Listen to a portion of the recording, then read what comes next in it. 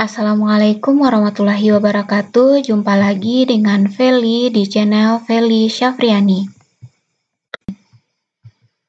Baiklah Bapak Ibu, kita lanjut membahas pembahasan soal P3K PGSD khusus materi IPA.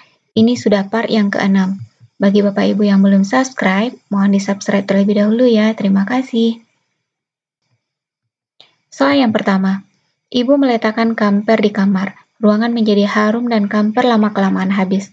Peristiwa ini menunjukkan perubahan wujud.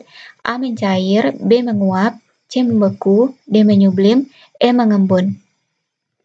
Kita lihat satu persatu. Mencair itu adalah perubahan wujud dari padat menjadi cair. Misalnya es batu yang meleleh. Kemudian menguap adalah perubahan wujud dari cair menjadi gas. Misalnya air yang dididihkan menjadi uap. Membeku itu adalah perubahan wujud dari cair menjadi padat, misalnya air yang didinginkan menjadi batu es. Menyublim adalah perubahan wujud dari padat menjadi gas, misalnya kamper yang lama-kelamaan akan habis, dan udara di sekitar ruangan akan menjadi harum. Kemudian mengembun itu adalah perubahan wujud dari gas menjadi cair, misalnya pagi-pagi akan ada embun di ujung daun yang berasal dari udara yang mendingin. Jadi ini jawabannya adalah menyublim, D. Soal kedua, sepeda merupakan pesawat yang digunakan untuk memperoleh keuntungan kecepatan, sehingga kita menjadi lebih cepat sampai tujuan. Artinya, sepeda tersebut dapat A. menormalkan kecepatan, B. menurunkan kecepatan, C. menstabilkan kecepatan, D. mengurangi kecepatan, E. memperbesar kecepatan. Jadi pesawat berfungsi untuk membantu kerja manusia. Ada yang pesawat sederhana, ada yang pesawat rumit. Kemudian memakai sepeda memiliki keuntungan kecepatannya lebih besar, sehingga akan lebih cepat sampai. Jadi jawabannya adalah memperbesar kecepatan. E. Soal ketiga, perhatikan pernyataan berikut. 1. Bola yang dilempar vertikal ke atas. 2. Naik sepatu roda di jalan mendatar. 3. Buah kelapa yang jatuh dari pohon. 4. Mobil sedang direm hingga berhenti. Yang termasuk gerak lurus berubah beraturan diperlambat adalah A. 4 saja, B. 1 dan 4, C. 1, 2 dan 3, D. 1, 3 dan 4, E. 1 dan 3. Jadi macam-macam gerak. Yang pertama GLB atau gerak lurus beraturan. Contohnya adalah gerak mobil dengan kecepatan tetap di jalan yang datar atau naik sepatu roda di jalan mendatar. Yang kedua GLBB atau gerak lurus berubah beraturan. Ada dua, yaitu GLBB diperlambat. Contohnya gerak mobil yang direm, gerak bola yang dilempar vertikal ke atas. Kemudian yang kedua, GLBB dipercepat, contohnya adalah gerak sepeda di jalan menurun, kemudian gerak benda yang jatuh bebas. Jadi yang termasuk GLBB diperlambat sesuai dengan permintaan soal yaitu adalah 1 dan 4. Bola yang dilempar vertikal ke atas dan mobil yang sedang direm hingga berhenti. Naik sepatu roda di jalan mendatar, poin yang kedua ini termasuk GLB. Buah kelapa yang jatuh dari pohon ini termasuk GLBB dipercepat. Nomor 4. Pembentukan jagat raya menurut teori Big Bang didasarkan pada suatu asumsi bahwa alam semesta berasal dari keadaan yang panas dan padat yang mengalami A. Gaya gravitasi antara materi dan planet, B. Ledakan dahsyat dan mengembang, C. Perubahan materi secara terus-menerus dan statis, D. Pembentukan atom-atom hidrogen dan helium, E. Ledakan disertai dengan penyusutan batuan. Jadi, kalau Big Bang ini intinya adalah ledakan yang dahsyat kemudian mengembang. B.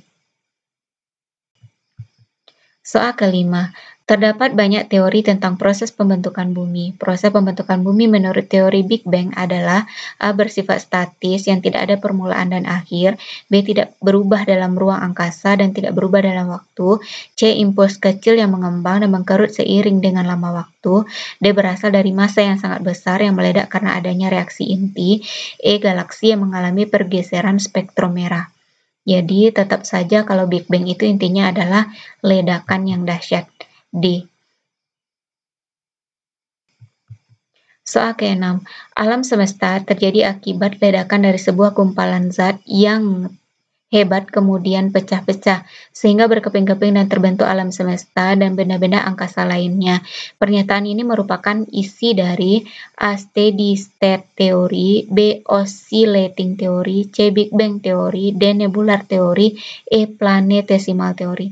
Jadi di sini karena ada ledakan berarti itu adalah Big Bang Theory, C. Soal ke-7, Sinta melakukan percobaan menemukan massa jenis zat cair, bahan dan alat yang disiapkan berupa minyak goreng, spiritus, gelas ukur, neraca. Hipotesis yang diajukan Sinta ketika mengukur massa jenis minyak goreng dengan mengubah-ubah volumenya adalah A. Semakin besar volume minyak goreng, massa jenisnya semakin besar. B. Semakin besar volume minyak goreng, massa jenisnya semakin kecil. C. Seberapapun besar volume minyak goreng, massa jenisnya sama besar. D. Semakin kecil volume spiritus tidak berpengaruh pada massa jenisnya. E. Massa jenis minyak goreng tidak tergantung massanya. Jadi jawaban yang paling tepat itu adalah seberapapun besar volume minyak goreng, massa jenisnya sama besar. Soal ke-8, perhatikan sifat-sifat materi berikut. 1. Terbentuk dari dua zat atau lebih yang masih mempunyai sifat-sifat zat asal. 2. Dapat diuraikan menjadi bagian yang lebih sederhana. 3. Terbentuk dari dua zat atau lebih dengan perbandingan massa tetap. 4. Komponen-komponen penyusunnya dapat dipisahkan kembali secara fisis. 5. Dapat direaksikan dengan air. Sifat senyawa ditunjukkan oleh nomor 2 dan 3. Yaitu dapat diuraikan menjadi bagian yang lebih sederhana, kemudian terbentuk dari dua zat atau lebih dengan perbandingan massa tetap. Kalau poin yang nomor 1, terbentuk dari dua zat atau lebih yang masih mempunyai sifat-sifat zat asal, ini adalah ciri dari sifat campuran. Kemudian komponen-komponen penyusunnya dapat dipisahkan kembali secara fisis, ini juga campuran.